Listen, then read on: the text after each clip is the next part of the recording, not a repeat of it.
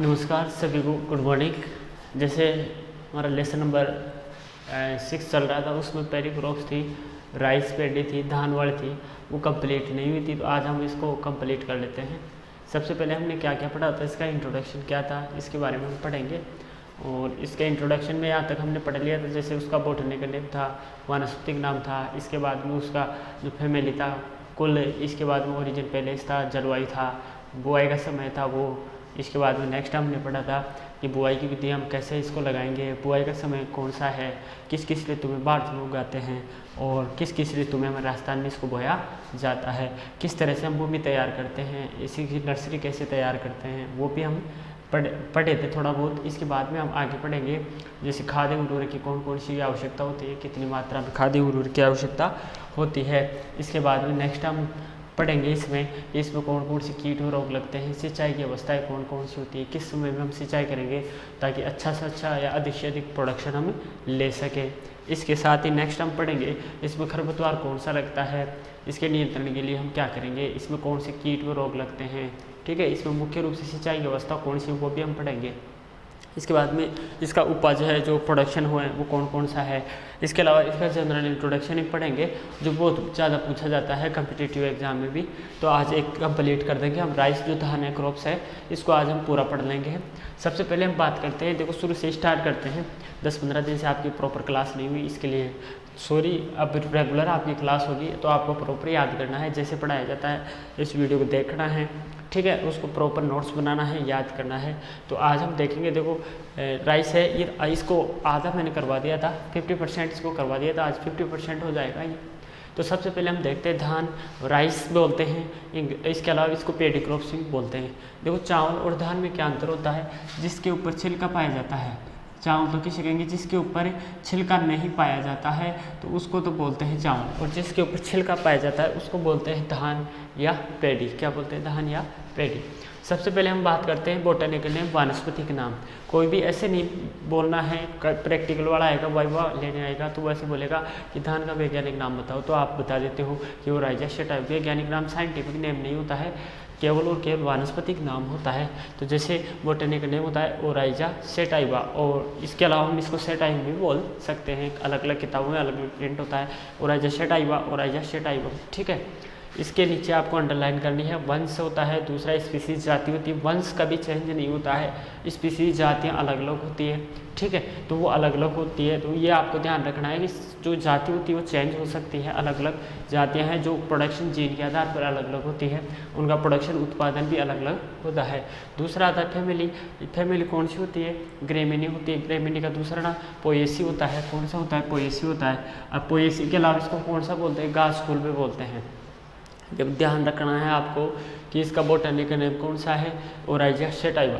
Family कौन सी है, Gramineae Poaceae, घास कुल के अंतर्गत आती है। इसके तीनों आपको ध्यान रखना। ऐसे कभी कभार नहीं आएगा ग्रेमिनी पोएसी किस, ऐसे आ जाएगा धान किस कुल से बिलोंग करता है, किस कुल से संबंधित रखता है, संबंध रखता है, तो वो ग्रेमिनी है, पोएसी है, घास कुल उपरोक्त सभी। तो उसका करेक्ट आंसर हो जाएगा उपरोक्त सभी, अन्य नाम है ये। इसके बाद में नेक्स्ट आता है ओरिजिन पैलेस, उत्पत्ति स्थल। उत्पत्ति स्थल की हम बात करें तो सबसे पहले इस कहाँ से, ये पूर्ण रूप से कहाँ से प्राप्त हुआ, तो इसका ओरिजिन पैलेस इंडो बर्मा क्षेत्र, भारत का बर्मा क्षेत्र या दक्षिण पूर्वी एशिया। थ्योरेटिकल थ्योरी जो हम पढ़ते हैं 12वीं क्लास में, जो उसका आंसर ये लिखना है दक्षिण पूर्वी एशिया क्षेत्र। लेकिन कॉम्पिटिटिव एग्जाम में जैसे जेट है, ICR है, इसमें ये नहीं आएगा, ये दक्षिण पूर्वी एशिया क्षेत्र ऐसा आएगा। ऑप्शन इंडो बर्मा या भारत का बर्मा क्षेत्र आ जाएगा। दक्षिण पूर्वी एशिया क्षेत्र बहुत कम आता है, अगर आता है तो आपको ये तीनों याद करना है। वो सबसे बेस्ट तरीका है, इंडो बर्मा क्षेत्र, भारत का बर्मा क्षेत्र या दक्षिण पूर्वी एशिया क्षेत्र। इसके बाद में नेक्स्ट हम बात करते हैं परिचय की। परिचय जैसे सबसे पहले हम बात करते हैं धान में जो प्रोटीन पाई जाती है उसे क्या बोलते हैं, ओराजेनिन बोलते हैं। क्या बोलते हैं, ओराजेनिन प्रोटीन बोला जाता है।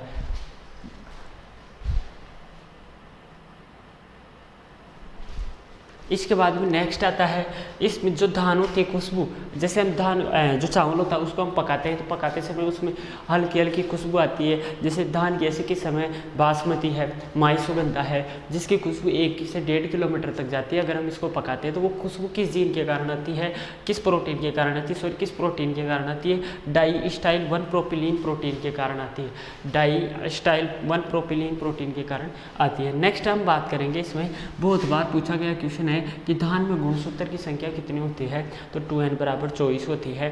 2n बराबर कितनी होती है, 24 होती है, ये ध्यान रखना है। इसके बाद नेक्स्ट टाइम जो इंपॉर्टेंट आता है वो है पुष्पक्रम। पुष्पक्रम क्या मतलब, धान का जो पुष्पक्रम होता है उसको क्या बोलते हैं, पेनिकल बोलते हैं। क्या बोलते हैं, पेनिकल। और फल का प्रकार कौन सा होता है, कैरियोप्सिस होता है। फल का प्रकार कौन सा होता है, कैरियोप्सिस। तो नेक्स्ट हमको ध्यान रखना है, धान के पुष्पक्रम को बोला जाता है पेनिकल बोलते हैं। इसके अलावा नेक्स्ट आता है फल है, फल किस प्रकार का होता है, कैरियोप्सिस। ठीक है। इसके बाद में नेक्स्ट है जीन आता है। तो जीन मुख्य रूप से कौन सा पाया जाता है, जो मुख्य रूप से उत्तरदायित्व होता है उसके बढ़ने के लिए, ठीक है ना, उसकी संरचना बनाने के लिए, धान बोनेपन के लिए। तो सबसे जो इम्पोर्टेंट है वो बहुत बार पूछा गया है कम्पिटिटिव में, प्रैक्टिकल वाला भी पूछ लेता आपको कि धान में कौन सा जीन आता है, DGU जीन पाया जाता है। कौन सा जीन आता है, DGU जीन आता है। इसके साथ ही आपको ध्यान रखना है टेस्ट वेट। टेस्ट वेट किसे कहते हैं, टोटल जैसे धान है इसके 1000 बीजों की हम काउंटिंग करेंगे एक एक और फिर इसका वेट करते हैं तो वो कहलाता है टेस्ट वेट। ठीक है ना। बीज परीक्षण बाहर कितना होता है धान का, 25 ग्राम होता है सामान्य किस्म का। हाइब्रिड किस्मों का अधिक होता है, लेकिन एक सामान्य किस्म का टेस्ट वेट कितना होता है, 25 ग्राम होता है 1000 बीजों की बाहर को टेस्ट वेट कहते हैं। नेक्स्ट एक क्रिया होती है धान में, वो होती है बेटा पडलिंग। क्या होती है, पडलिंग। पडलिंग क्यों करते हैं हम, देखो पडलिंग का मुख्य उद्देश्य क्या है, पडलिंग होती क्या है, सबसे पहले तो हम इसको पढ़ेंगे। पडलिंग क्या होती है, पडलिंग उसे कहते हैं जो हमारा खेत होता है धान का, उसमें हम पानी भर देते हैं। पानी भरने के पश्चात क्या होता है, इसमें पूर्ण रूप से वायु कम हो जाती है। जैसे जहाँ पे वायु रहती है मृदांतरा अवकाशों में, अगर वहाँ पे पानी चला जाता है तो वायु बाहर ही निकल आती है।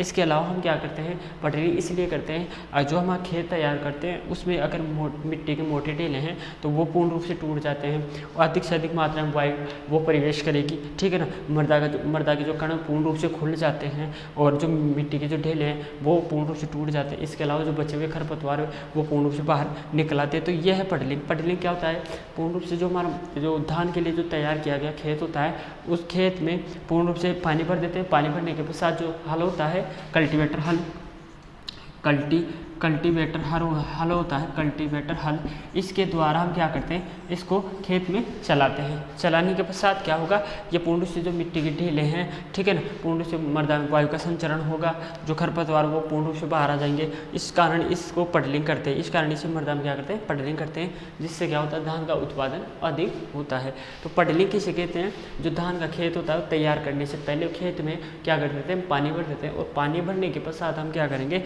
पानी भरने के पश्चात जो हल है उसको 2 से 3 बार हम चलाएंगे, जिससे क्या है, मिट्टी के जो ढेले वो टूट जाएंगे और वायु का निष्कासन होगा। तो वो कहलाता है पडलिंग कहलाता है। मिट्टी के ढेले को तोड़ने के लिए, खरपतवार को निकालने के लिए मुख्य रूप से इसका पर्पज है। इसके बाद में नेक्स्ट जो इंपॉर्टेंट बात आती है वो आती है कि इसमें याद क्या करना है। सबसे इंपॉर्टेंट बात सबसे ज़्यादा पूछा जाता है, ओराजेनिन प्रोटीन पाई जाती है। ये ध्यान रखना आपको, कौन सी प्रोटीन पाई जाती है, ओराजेनिन प्रोटीन पाई जाती है। खुशबू किसके कारण आती है, धान में खुशबू आती है डाइस्टाइल 1 प्रोपिलीन।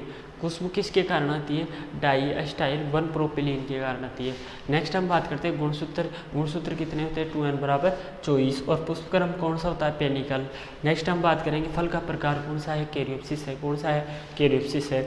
इसके बाद में जीन कौन सा पाया जाता है, बहुत बार पूछा गया है, गेहूँ और धान में जीन। तो जैसे गेहूँ में तो नोरेंटेन जीन पाया जाता है, नोरेंटेन, और जैसे धान है उसमें कौन सा जीन पाया जाता है, DGU जीन पाया जाता है। टेस्ट वेट की हम बात करेंगे तो कितना होता है, 25 ग्राम। टेस्ट वेट किसे कहते हैं, 1000 बीजों के दानों को क्या बोलते हैं, टेस्ट वेट बोलते हैं। इसके बाद में नेक्स्ट आता है पडलिंग किसे कहते हैं। धान में अगर हम पडलिंग नहीं करेंगे, पडलिंग क्या होता है, जो हम खेत तैयार करते हैं, कि धान में क्या होता है, पडलिंग किसे कहते हैं, जो हम खेत तैयार करते हैं उस खेत में पानी भर देते हैं। पडलिंग किसे कहेंगे, जो हम खेत तैयार करते हैं, खेत तैयार करने के पश्चात उसमें पानी भर देते हैं और पानी भरने के पश्चात हम क्या करेंगे, जैसे ये खेत है, ये खेत है, इसमें हम क्या कर देंगे, पूर्ण रूप से कर्षण क्रियाएं कर लेते हैं। करने के पश्चात हम क्या करेंगे, इस खेत में पानी भर देंगे और पानी भरने के पश्चात हम क्या करते हैं, कल्टीवेटर के द्वारा, हल के द्वारा, जो 4x4 हल आता है, ठीक है ना, 6 फ्लोग का है, 4 फ्लोग का है, ठीक है ना,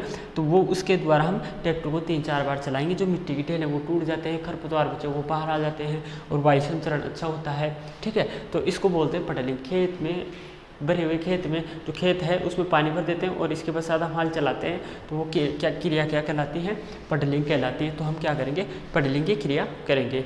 इसके बाद में हम क्या, जो इम्पोर्टेंट पूछा जाता है वो यहीं से पूछा जाता है। कॉम्पिटिटिव एग्जाम जैसे जेट है, ICR है, यहाँ से बहुत बार पूछा गया है। प्रोटीन है, खुशबू है, गुणसूत्र की संख्या है, पुष्पक्रम है, जीन है, टेस्ट वेट है, पडलिंग है। इसके बाद में जो बहुत बार ज़्यादा पूछा जाता है क्वेश्चन वो कौन सा है कि हरित क्रांति के दौरान सबसे ज़्यादा कौन सी फसल प्रयोग में ली गई। क्वेश्चन सीधा है, हरित क्रांति के दौरान, हरित क्रांति के दौरान सबसे ज़्यादा क्या, सबसे ज़्यादा कौन सी फसल प्रयोग में ली गई। हरित क्रांति के दौरान सबसे ज़्यादा प्रयोग में ली जाने वाली फसल, सबसे ज़्यादा प्रयोग में ली जाने वाली फसल कौन सी थी हरित क्रांति के दौरान। पहला ऑप्शन आ गया गेहूँ, और दूसरा आ गया धान, और तीसरा आ गया मक्का, और चौथा आ गया बाजरा। इसके बाद में ये देखो, ये ऑप्शन ऐसे देगा वो आपको, ठीक है ना, धान, ठीक है। तो इसमें क्या होगा, वो क्वेश्चन ऐसे पूछेगा, हरित क्रांति के दौरान सबसे ज़्यादा प्रयोग में ली जाने वाली। तो क्वेश्चन कैसे आएगा घूम के, हरित क्रांति के दौरान, तो पहले नंबर पे तो कौन सा आ जाएगा, गेहूँ आ जाएगा। लेकिन ऐसे पूछ ले हरित क्रांति के दौरान दूसरी सबसे ज़्यादा प्रयोग में ली जाने वाली फसल कौन सी थी, तो वो कौन सी आ जाती है बेटा, वो धान आती है। कौन सी आती है, धान। तो ये बात आपको ध्यान रखनी है। दूसरी इंपॉर्टेंट बात, बहुत बार प्रैक्टिकल वाला पूछता है कि भारत में हरित क्रांति कब चलाएगी, 65-66 में चलाएगी। और भारत में हरित क्रांति कब चलाएगी, 1965-66 में चलाएगी। 65-66, कई बार ऑप्शन 67 भी आ जाता है, ये ध्यान रखना। 65-67 के बीच में, 66 के बीच में चलाएगी। इसके बाद में नेक्स्ट जो पूछा जाता है वो क्वेश्चन है कि जो भारत में हरित क्रांति है, भारत में हरित क्रांति किसने चलाई। तो भारत में देखो, सबसे इंपॉर्टेंट बात है, भारत में MS स्वामीनाथन ने। और विश्व में किसने चलाई, एनी बोरेलोग ने। विश्व में ये ध्यान रखना, बोरेलोग, एनी बोरेलोग। तो विश्व में सबसे ज़्यादा हरित क्रांति सबसे पहले किसने चलाई, विश्व में एनी बोरेलोग ने चलाई। भारत में MS स्वामीनाथन ने चलाई। हरित क्रांति कब चालू हुई, 1965-66 में चालू हुई। नेक्स्ट बात आती है, इंपॉर्टेंट क्वेश्चन है कि सबसे पहले जो हरित क्रांति शब्द है वो सबसे पहले किसने दिया। हरित क्रांति शब्द है वो सबसे पहले किसने दिया, तो वो किसने दिया था, हरित क्रांति विलियम गॉड ने। किसने दिया था, विलियम गॉड। हरित क्रांति शब्द जो दिया था सबसे पहले वो किसने दिया था, विलियम गॉड ने। ये आपको थोड़ा सा जनरल इंट्रोडक्शन आपको ध्यान रखना है। इसके अलावा जो भी इंपॉर्टेंट बातें मैंने बताई एक बार उनको लिखना है नोट्सों में, अच्छी तरह से याद करना है। इसमें मैंने नोट्सों में क्या क्या इंपॉर्टेंट बातें बताई एक बार फिर से रिवाइज करते हैं। फिर बोटनी का नेम ओराइजस सेटाइवा है, फैमिली है ग्रेमिनी पोएसी है, ओरिजिन पहले से इंडोपरमा क्षेत्र है, भारत के दक्षिणी पूर्वी एशिया क्षेत्र है। इसके बाद में परिचय की हम बात करें तो इंट्रोडक्शन में प्रोटीन, कौन सी प्रोटीन पाई जाती है, ओराजेनिन प्रोटीन। खुशबू किसके कारण आती है, जैसे धान की माई सुगंधा है, बांसवाड़ा से निकाली गई किस समय, माई सुगंधा, जिसकी क्या है, अगर इसको पकाते हैं तो 1-1.5 किलोमीटर तक इसकी खुशबू आती है, अच्छी खुशबू वाली आती है। तो वो कौन सी आती है, तो डाई एस्टाइल 1 प्रोपिलीन के कारण खुशबू आती है। तो माई सुगंधा ऐसे किस समय जिसको पकाते हैं तो ज़्यादा खुशबू आती है। कौन सी है, माई सुगंधा। सुगंधा है इसका मतलब खुशबू आई, सुगंधा का मतलब जिसमें खुशबू आए, सुगंध हो, ठीक है ना, स्मेल हो। गुणसूत्र की हम बात करें 2n = 24 होती है। पुष्पक्रम कौन सा होता है, पेनिकल होता है। फल का प्रकार कैरियोप्सिस है। जीन कौन सा होता है, DGU जीन होता है। कौन सा होता है, DGU जीन।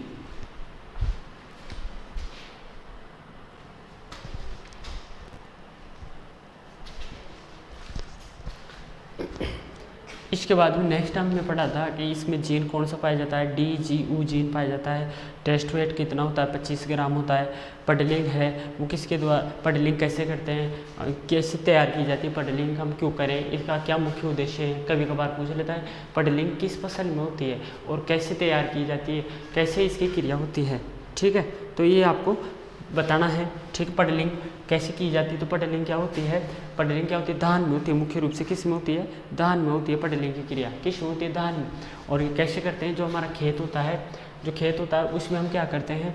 सबसे पहले जो खेत होता है, तैयार किया हुआ खेत होता है, उसमें हम क्या करते हैं? एरोप्लान के द्वारा पूर्ण रूप से कर्षण क्रिया करके जो खेत होता है उसको पूर्ण रूप से समतल कर देते हैं। समतल करने के पश्चात जो खेत होता है उसमें क्या करते हैं? हम पानी भर देते हैं, और पानी भरने के पश्चात कल्टीवेशन के द्वारा क्या करते हैं?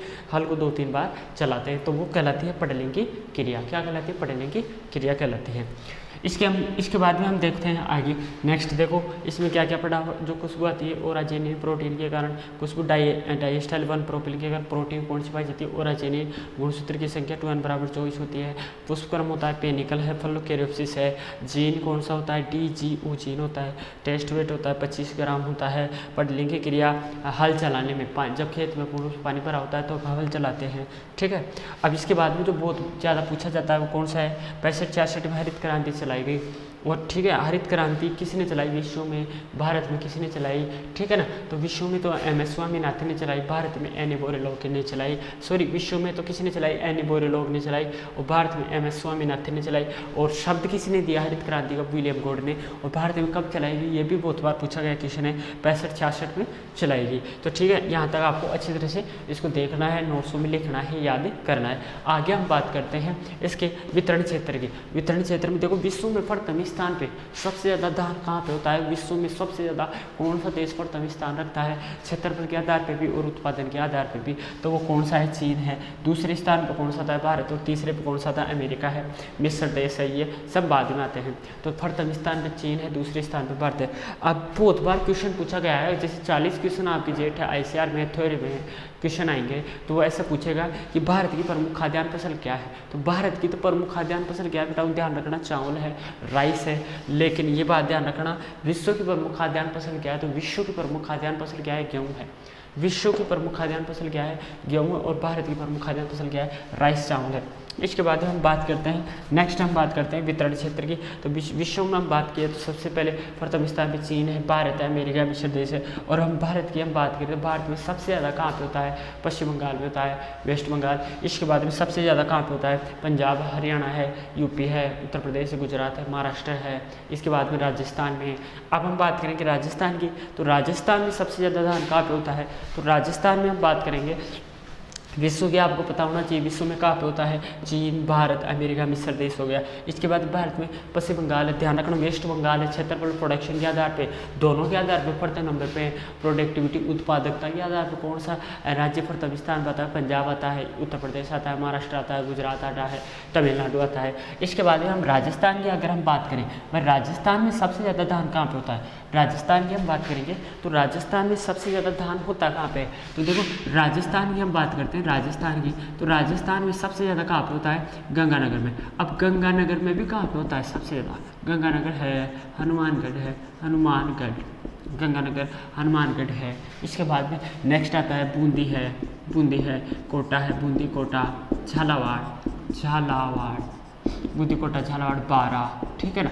और जो कोटा संभाग है, यहाँ पे बहुत ज़्यादा अधिक धान होता है। कोटा संभाग है, कोटा जो संभाग है, कृषि एग्रो क्लाइमेटिक जोन है, जो 10वां कृषि जलवायु खंड है, जिसको हम फिर तो कृषि जलवायु खंड भी बोलते हैं। मेरे कृषि जलवायु खंड लिखा रखे हैं आपको कि जो कृषि जलवायु खंड 5th है, लास्ट वाला, जैसे first A, first B, first C, इसके बाद में मैंने बताया था सेकंड A, सेकंड B, इसके बाद में बताया था थर्ड A, थर्ड B, इसके बाद में बताया था fourth A, fourth B।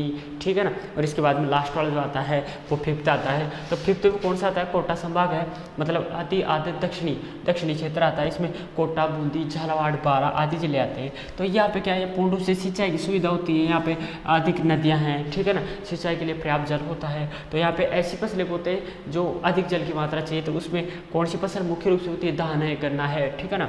Kota है, बूंदी है, झालावाड़, बारा है। तो यहाँ पे सबसे ज़्यादा क्या होता है? हमारे राजस्थान में धान होता है। हमारे राजस्थान में जो धान का प्रोडक्शन करता है वो फर्स्ट नंबर पे। देखो क्षेत्रफल के आधार पे हम देखें तो गंगानगर आता है, और उत्पादन के आधार पे हम देखें तो प्रोडक्टिविटी उत्पादकता है तो वो बूंदी आता है। मतलब कम क्षेत्रफल में होता है लेकिन प्रोडक्शन अधिक होता है। सोइल प्रोडक्टिविटी मतलब उत्पादकता के आधार पर देखें तो बूंदी प्रथम स्थान पर रखता है, लेकिन क्षेत्रफल के आधार पर देखें तो गंगानगर आता है। इसके बाद में नेक्स्ट आता है हनुमानगढ़ आता है। इसके बाद में नेक्स्ट बूंदी है, कोटा है, बारा है, झालावाड़। इन जिलों में राजस्थान में प्रमुख रूप से क्या की जाती है, खेती की जाती है। आगे हम पढ़ेंगे क्लाइमेट। अभी क्या पढ़ेंगे, क्लाइमेट। तो एक बार इसको थोड़ा सा उतारना है आपको।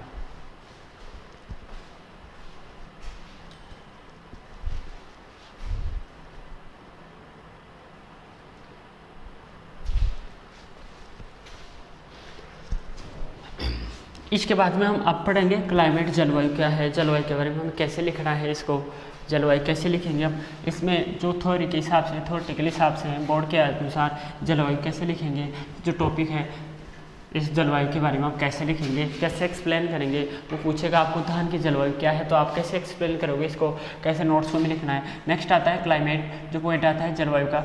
जलवायु सबसे पहले आपको यही पूछ लेता है वो जलवायु किसे कहते हैं, मौसम किसे कहते हैं। जो हमने 11वीं क्लास में पढ़ लिया था कि मौसम एंड जलवायु किसे कहते हैं। मौसम किसे कहते हैं, वायुमंडल के अल्पकालीन समय को क्या कहेंगे, मौसम।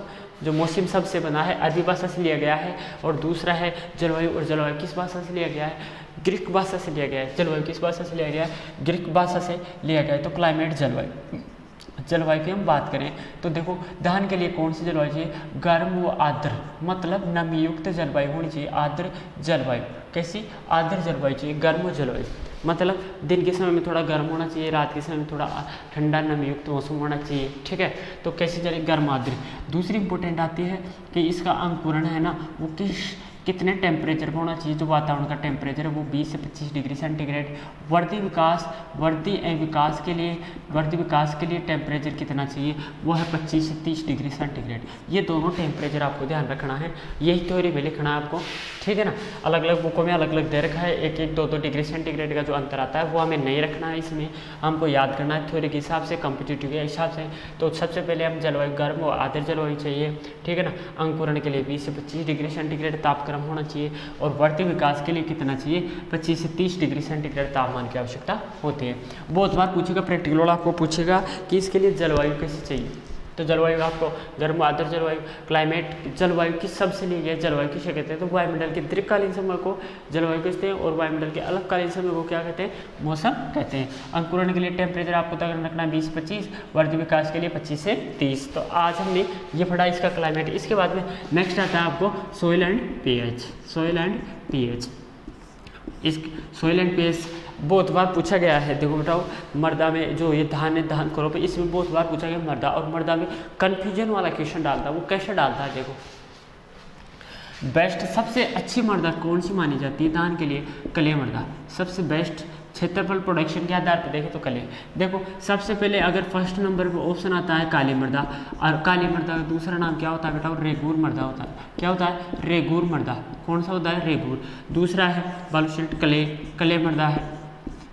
देखो काली मृदा, काली को कौन किस नाम से जानते हैं, रेगूर। दूसरी आती है कले, और तीसरी आती है बलुई दोमट मृदा, बलुई दोमट मृदा, बलुई दोमट।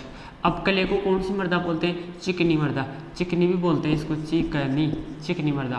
तो देखो ऑप्शन में कुछ ऐसे शब्द हैं जो हमने कभी देखे नहीं, सुने नहीं, और वो आ जाते हैं, और फिर हम करके आ जाते हैं, उसका थोड़ा सा अपोजिट करके आते हैं ऑप्शन में और थ्योरी में भी। तो देखो क्वेश्चन कैसे आया था, अभी जो जेट है, जो इंटरमीडिएट टेस्ट जो अभी एग्जाम लगे थे, उसमें क्वेश्चन ऐसा आया था कि धान के लिए सबसे अच्छी मृदा मानी जाती है। तो वहाँ पे कले मृदा, जो काली मृदा थी वो ऑप्शन नहीं था, उसकी जगह था रेगूर मृदा था, और कले मृदा भी नहीं था वहाँ पे ऑप्शन, और बलुई दोमट मृदा था। तो उस क्वेश्चन ऐसे दे दिया सबसे अच्छी मृदा, तो वो रेगूर नहीं कर पाए बच्चे, मतलब 95% रेगूर नहीं कर पाए इसको, बल्कि बलुई दोमट करके आ गए। तो इस प्रकार से क्वेश्चन क्या हो जाता है, गलत। तो काली मृदा या रेगूर मृदा, काली मृदा का दूसरा नाम रेगूर मृदा है, कले मृदा है, चिकनी मृदा बोलते हैं। इसके बाद एक बलुई दोमट मृदा है। तो इस प्रकार से ये सबसे बेस्ट मृदा है, क्रमशः याद करना है। ब्लैक सोइल काली मृदा है, कले है चिकनी है, बलुई दोमट मृदा है। तो इस प्रकार सोइल एंड पीएच की तरह होना चाहिए, सोइल कैसी होनी चाहिए, बलुई दोमट मृदा है, ठीक है ना। इसके बाद में नेक्स्ट आता है पीएच। पीएच किसे कहते हैं, हाइड्रोजन के ऋणात्मक लघु गुणों को क्या कहते हैं, पीएच कहते हैं। दूसरी इंपॉर्टेंट बात ये, पीएच की खोज किसने की थी, के सारेंसन ने, सारेंसन दूसरी इंपॉर्टेंट बात, पीएच की खोज किसने की? के ने। हाइड्रोजन के ऋणात्मक लघु गुणों को पीएच कहते हैं। और पीएच का पूरा नाम क्या होता है? Potential hydrogen. ये बहुत बार पूछा गया क्वेश्चन है, प्रैक्टिकल में पूछता है आपको। सॉइल केमिस्ट्री आती है, सॉइल केमिस्ट्री मृदा विज्ञान आता है, उसमें ऐसे पूछ लेता है आपको कि जो ये होता है पीएच, इसका पूरा नाम क्या होता है? तो लगभग 99% बच्चों को नहीं आता है। तो मैं फिर बता देता हूँ, पीएच का पूरा नाम क्या होता है? पोटेंशियल हाइड्रोजन होता है। पीएच किसे कहते हैं? हाइड्रोजन के ऋणात्मक लघु गुणों को पीएच कहते हैं। इसकी खोज किसने की? के ने की। अब हम बात करते हैं हमारे क्रॉप्स पे कि सबसे जो इम्पोर्टेंट बात है वो ये है, ये धान के लिए जो पीएच है वो कितना चाहिए। तो सबसे पहले हमें ध्यान रखना है 6.5 से 7.5 जो पीएच मान होता है पोटेंशियल हाइड्रोजन, ये पीएच मान सबसे अच्छा माना जाता है। प्रोडक्शन के आधार पर, उत्पादन के आधार पर पीएच 6.5 से 7.5। तो धान के लिए पीएच की कितनी आवश्यकता होती है? 6.5 से 7.5 पीएच सबसे बेस्ट माना जाता है, सबसे अच्छा माना जाता है पीएच। और इस प्रकार से इसका सॉइल एंड पीएच होता है, जलवायु होता है।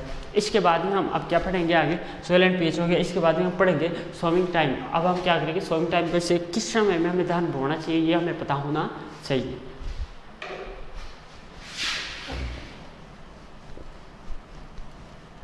इसके बाद में नेक्स्ट जो आता है टॉपिक वो आता है सोइंग टाइम, बुआई का समय। देखो हमारे भारत में, मुख्य रूप से भारत में, राजस्थान में वो कब बोया जाता है? देखो दक्षिणी भारत में इसकी 3 ऋतुओं में बुआई की जाती है। सोइंग टाइम, बुआई का समय, 3 ऋतुओं में इसकी बुआई करते हैं। बुआई का समय, तीनों ऋतुओं में इसकी बुआई करते हैं। बुआई का समय देखो इसकी 3 प्रजातियाँ ऐसी होती है, अस या अटमन, अटमन, अटमन, अस अटमन, अमन, अमन है, अस अटमन, अमन एंड थर्ड है बोरा। तीसरी प्रजाति कौन सी? बोरा। अस या अटमन, अमन एंड बोरा। देखो इसकी 3 प्रजाति है जो दक्षिण भारत में सबसे ज़्यादा बोई जाती है। देखो इसको बोलते हैं मार्च अप्रैल में। कब बोलते हैं? मार्च अप्रैल। कब बोलते हैं बेटा? मार्च अप्रैल। अमन जैसे इसका अस अटमन को मार्च अप्रैल, मई जून, मई जून। और इसको कब बोलते हैं? दिसंबर जनवरी। कब बोलते हैं? दिसंबर जनवरी, दिसंबर जनवरी में बोलते हैं इसको। हेलो, हाँ जी।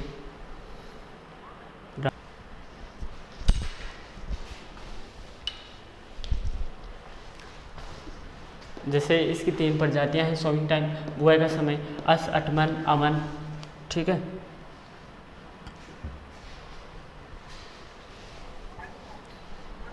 हाँ जी, इसका जो मुख्य सोइंग टाइम होता है वो 3 होता है। देखो दक्षिणी भारत में सबसे ज़्यादा बोई जाने वाली 3 प्रजातियाँ अस या अटमन है, अमन है, बोरा है। तो इसके मुख्य रूप से देखो अस अटमन जो प्रजाति होती है वो मार्च अप्रैल बोते हैं, अमन होती है मई जून में बोते हैं, बोरा होती है वो दिसंबर जनवरी में बोते हैं। ये तीनों का ध्यान रखना आपको। अब हम बात करेंगे हमारे राजस्थान में कब बोते हैं। तो इसकी मुख्य रूप से बुआई कब करते हैं हम? राजस्थान का हमको ध्यान रखना है। तो हमारा जो जेट होता है वो सबसे ज़्यादा कौन सा?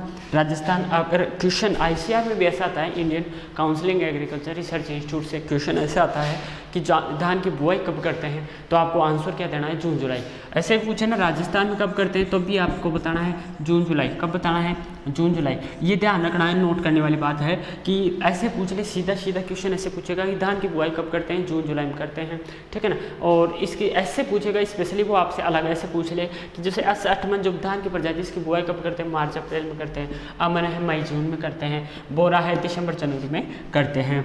तो इसके बाद में अगर आपको सीधा सीधा ऐसा पूछ ले कि धान की बुआई कब करते हैं, तो जून जुलाई में करते हैं, ठीक है। इसके बाद में नेक्स्ट हम बात करेंगे विधि की बात करें हम, विधि। तो धान को बुआई के लिए हम क्या करेंगे, इस कैसे लगाते हैं। देखो इसके लिए एक तो सीधी बुआई करते हैं और एक पंक्ति से पंक्ति में करते हैं, ठीक है ना। तो वो कैसे करते हैं एक बार हम एक्सप्लेन करते हैं, इसको यहाँ से देखते हैं।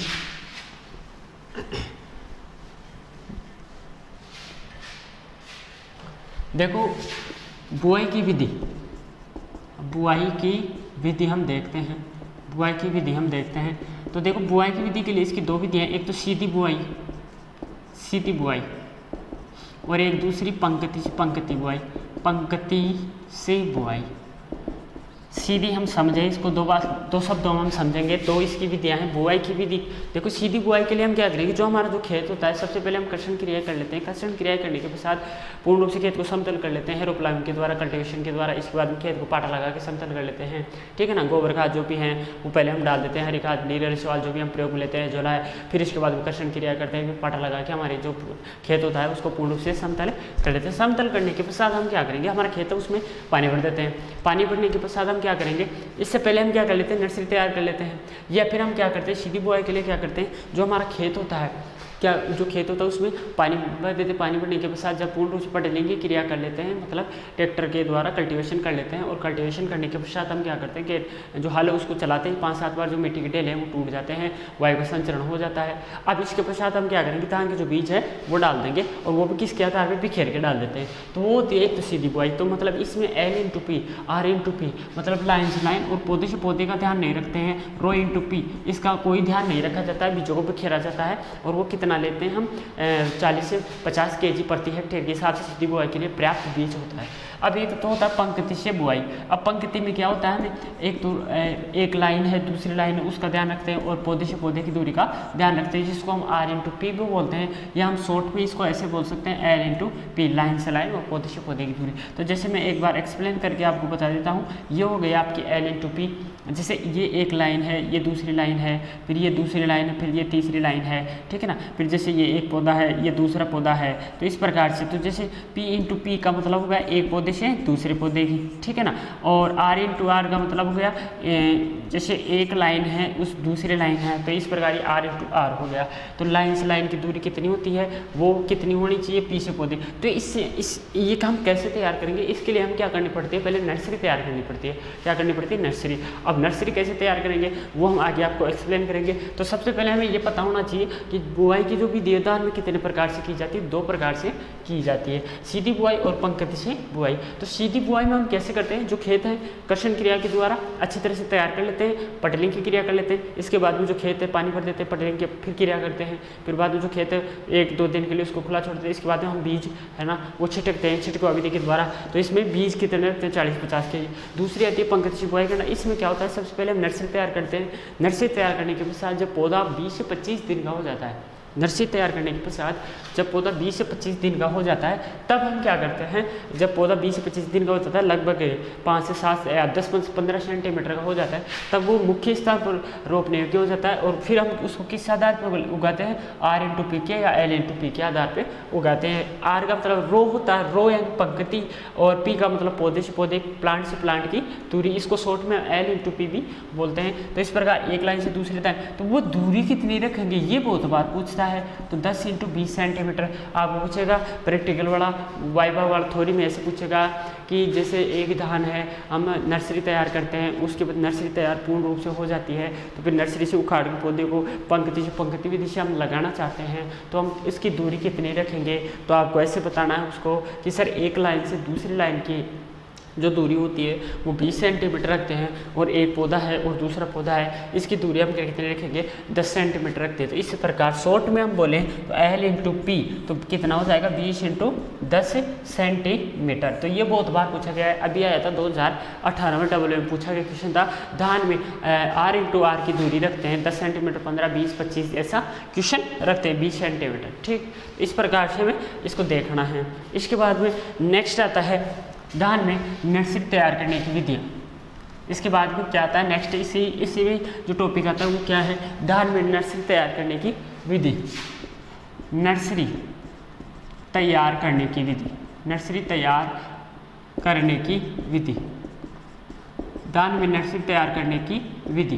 अब हम धान में नर्सरी कैसे तैयार करेंगे, तो एक तो इसकी 3 विधियाँ, मुख्य रूप से कितनी विधियाँ हैं, 3। इसको हम आज एक्सप्लेन करेंगे, धीरे धीरे समझेंगे। पहली कौन सी है, शुष्क क्यारी विधि, शुष्क क्यारी विधि, शुष्क क्यारी विधि। दूसरी है गीली क्यारी विधि, दूसरी कौन सी है, गीली क्यारी विधि। और तीसरी विधि कौन सी आती है, डेपोग विधि। कौन सी आती है बताओ, डेपोग विधि आती है। देखो जो कॉम्पिटिटिव में पूछी जाती है, थ्योरी में पूछी जाती है, वो कौन सी विधि है सबसे ज़्यादा, ठीक है, वो है डेपोक विधि। देखो सबसे पहले क्या करते हैं, शुष्क की क्यारी विधि को आराम से समझेंगे इसको। देखो सबसे पहले शुष्क की क्यारी विधि में नर्सरी तैयार करने के लिए हम क्या करेंगे, सबसे पहले है ना जो खेत होता है उसमें हम अच्छी तरह से कर्षण क्रियाएँ कर लेते हैं। क्या कर लेते हैं, कर्षण क्रियाएँ। जैसे सपोज करना ये हमारा खेत है, इसमें हम क्या करेंगे, हेरो प्लाविंग करेंगे, ठीक है। हेरो प्लाविंग करने के पश्चात हम क्या करेंगे, गोबर का खाद डाल देंगे, हेरो प्लाविंग करेंगे, पाट लगाएंगे, फिर गोबर खाद डाल देंगे, एजोला डाल देंगे, नीला रिश्वाल लेंगे, फिर हेरो प्लाविंग करेंगे, कल्टीवेशन करेंगे, पाट लगाएंगे, भूमि को समतल कर देंगे। इस प्रकार से जो हमारा खेत है वो नर्सरी के लिए जो खेत है वो तैयार हो जाता है। इसके बाद में हम क्या करेंगे, इस खेत में क्या कर देंगे, पानी से भर देंगे, पानी से भर दिया। इसके बाद में हम क्या करेंगे, जो ये खेत है इसमें ये एक तो ये तरीका होता है, सबसे पहले हम हेरो प्लाविंग करेंगे, कल्टीवेशन करेंगे, खेत को समतल करेंगे, पटा लगा देंगे। इसके बाद हम क्या करेंगे, सीधे रूप में शुष्क क्यारी विधि है तो क्या करना है, गीली क्यारी विधि है तो क्या करना है, ठीक है, गीली क्यारी विधि है तो क्या करना है, और डेपोक विधि है तो क्या करना है। इसके 3 टाइप्स हैं। शुष्क क्यारी विधि में क्या करेंगे, सबसे पहले हम क्या करेंगे, जो नर्सरी तैयार करें उसी स्थान का चुनाव करते हैं, 1000 वर्ग मीटर स्क्वायर स्थान का चुनाव कर लेते हैं, पर्याप्त होता है। कितना स्थान करेंगे, 1000 वर्ग मीटर स्क्वायर चुनाव कर लेंगे एक हेक्टेयर क्षेत्रफल के लिए नर्सरी तैयार करने के लिए। तो शुष्क क्यारी विधि में क्या करेंगे, जो क्षेत्र है उसमें अच्छी तरह से कर्षण क्रिया करेंगे, हेरो प्लाविंग करेंगे, समतल करेंगे, पटा लगा देंगे। इसके बाद में हम क्या करेंगे, जो बीज होते हैं उनका चुनाव करेंगे, इनको बिखेर देंगे, इसमें 1000 वर्ग मीटर स्क्वायर में बिखेर के सिंचाई कर देंगे। ये होती है शुष्क क्यारी विधि। कैसे तैयार किया, शुष्क क्यारी विधि में क्या करेंगे, 1000 वर्ग मीटर स्क्वायर स्थान का चुनाव कर लेते हैं, फिर हेरो प्लाविंग करेंगे, पाटा लगाएंगे। इसके बाद में गोबर खाद, वर्मी कंपोस्ट ये डाल देंगे, वर्मी कंपोस्ट है, गोबर खाद है, एजोला है, नीरे स्वाल है, फिर दोबारा कर्षण क्रिया करेंगे। इसके पश्चात करने के पश्चात क्या करेंगे, पूर्ण रूप से पटा लगाए, समतल कर देंगे। इसके बाद हम बीज को बिखेर देंगे इस एरिया में 1000 वर्ग मीटर स्क्वायर में, और इसके बाद बीज कितना लेना है, 40 से 50 kg प्रति हेक्टेयर। इसके पश्चात हम क्या करेंगे, फिर पानी इसमें डाल देंगे, तो 25 से 30 दिन बाद में पौधे तैयार हो जाते हैं। इसके बाद में नेक्स्ट दूसरी आती है गीली क्यारी विधि। गीली क्यारी विधि में क्या करते हैं, सबसे पहले हम कर्षण क्रिया करते हैं। कर्षण क्रिया जैसे हेरो प्लाविंग करना, पाटा लगाना। इसके बाद में हम क्या करेंगे, पटलिंग करेंगे, इसमें एक बार कल्टीवेशन करेंगे। इसके बाद में हम क्या करेंगे, बीजों को डाल देंगे। और इस प्रकार से क्या होता है, गीली क्यारी विधि में इसमें बीज डाल देते हैं पहले और फिर बाद में। इसमें क्या करते हैं, पहले पानी भर देते हैं, पहले पानी भर देते हैं। इसमें क्या करेंगे, बीज डालते हैं, बीज पहले डालते हैं। और इसमें क्या करेंगे, देखो इसमें और इसमें अंतर बाकी आ गया, बिल्कुल सेम विधि है। इसमें क्या करते हैं, कर्षण क्रिया करने के पश्चात तुरंत बीज डाल दिया जाता है, और बीज डालने के पश्चात तुरंत क्या कर दिया जाता है, सिंचाई कर दिया जाता है। 20 से 25 से 30 दिन में पौधे जो बोने योग्य हो जाते हैं, वो मुख्य स्थान पर बोने योग्य हो जाते हैं। गीली क्यारी विधि में क्या करते हैं, कर्षण क्रिया करते हैं, भूमि को समतल कर लिया जाता है, खेत में पानी भर दिया जाता है। जब पानी थोड़ा सा कम हो जाता है तो बीजों को डाल दिया जाता है। 20-25 दिन में पौधे उग जाते हैं, मुख्य स्थान पर बोने योग्य। डेपोक विधि क्या होती है, इस विधि में क्या होता है कि इस विधि में मिट्टी की आवश्यकता नहीं पड़ती। क्या नहीं पड़ती, मिट्टी की आवश्यकता नहीं पड़ती है, और इस विधि में बिना मिट्टी के पौधे तैयार किए जाते हैं। तो इसके लिए हम क्या करेंगे, बिना मिट्टी के ही पौधे तैयार करते हैं। इसके लिए हम क्या करेंगे, सबसे पहले जो पक्का फरस है उसका चुनाव करेंगे। पक्का फरस का चुनाव कर लिया। इसके पश्चात हम गीली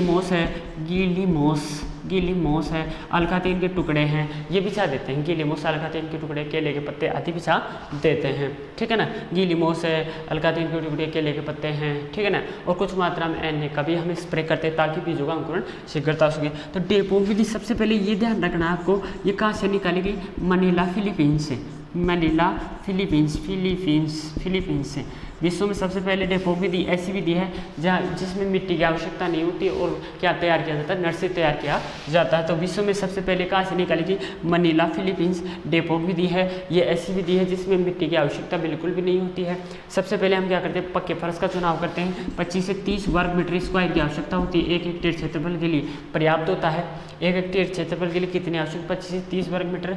सबसे पहले पक्के फर्श का चुनाव किया जाता है। केले के पत्ते, टाट है, जूट, बोरी है, ये बिछा देते हैं। ये हल्का पानी का छिड़काव कर देते हैं। फिर हम प्रति वर्ग मीटर के हिसाब से 1 वर्ग मीटर स्क्वायर के हिसाब से 3 से 4 kg का बीज का चुनाव करते हैं। जैसे ये हो गया, आप सपोज करना 1 वर्ग मीटर है तो इसमें 3 से 4 kg बीज हमें लेंगे। इसके पश्चात हम क्या करेंगे, बीजों को डाल देंगे और हल्का 2 या 3 दिन के अंतराल पे पानी का छिड़काव करते रहेंगे और बीजों को बिखेर देंगे। इसके पश्चात लगभग 11 से 13 दिन में क्या हो जाते हैं, पौधे तैयार हो जाते हैं। तो इस प्रकार से नर्सरी तैयार हो जाती है।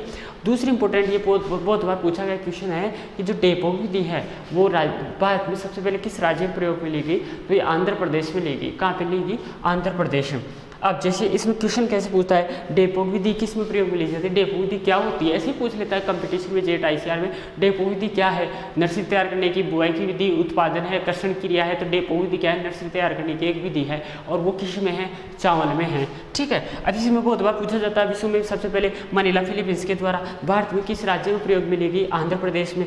अब दूसरा इंपॉर्टेंट क्वेश्चन, डेपोक विधि तैयार करने के लिए कितने वर्ग मीटर स्क्वायर की आवश्यकता होती है, 25 से 30 वर्ग मीटर, और बीज की आवश्यकता 40 से 50 केजी प्रति हेक्टेयर। एक वर्ग मीटर में कितना बीज लेते हैं, 3 से 4 केजी बीज लेते हैं। नेक्स्ट इंपॉर्टेंट बात, ये कितने दिन में तैयार हो जाती है, 11 से 13 दिन में ये तैयार हो जाती है। इसके लिए हम मिट्टी की आवश्यकता नहीं होती, बिना मिट्टी विहीन हम क्या करते हैं, डेपोक विधि तैयार करते हैं। तो आज हमने पढ़ा इसका जो धान है, राइस पैडी है, इसका बोटैनिकल नेम पढ़ा, फैमिली पढ़ा, ओरिजिन पैलेस पढ़ा, इसका जलवायु पढ़ा, इसका इंट्रोडक्शन परिचय पढ़ा, इसके बाद में सोइंग टाइम क्लाइमेट पढ़ा, इसका सोइंग टाइम मेथड पढ़ा, बुआई की विधियाँ पढ़ी, इसके बाद में नर्सरी पढ़ी। तो आज के लिए बस हम इतना ही पढ़ेंगे, बाकी हम पढ़ेंगे नेक्स्ट जो क्लास है उसमें। तो आपको प्रॉपर नोट्स उतारने हैं, प्रॉपर इनको याद करना है, ठीक है ना। और जब ऑफलाइन क्लास होगी, जहाँ तक जैसे भी आगामी जो समय होगा उसमें ऑफलाइन क्लास होगी, तो आपको प्रॉपर एक बार रिवाइज करवाया जाएगा, जो सिलेबस होगा उसके अकॉर्डिंग आपको पढ़ाया जाएगा। आपको इस क्लास को एक बार नहीं 2 बार देखना है, अच्छी तरह से नोट्स लिखने हैं, प्रॉपर नोट्स लिखते रहना है और अच्छी तरह से याद करना है। ये दोनों ही तरीके से सबसे बेस्ट क्लास है, वो दोनों ही तरीके से पढ़ाई गई है। एक तो कॉम्पिटिटिव लेवल के लिए और एक थ्योरेटिकल लेवल के लिए, दोनों ही रूपों का समावेश किया गया है इसमें। थ्योरेटिकल के हिसाब से सबसे बेस्ट क्लास है और कॉम्पिटिटिव के लिए जो भी सारी बातें मैंने बताई है वो आपको लिखनी है, अच्छी तरह से याद करनी है। नेक्स्ट जो टॉपिक बच गए वो नेक्स्ट क्लास में होंगे। तो आज के लिए इतना ही, बस थैंक यू।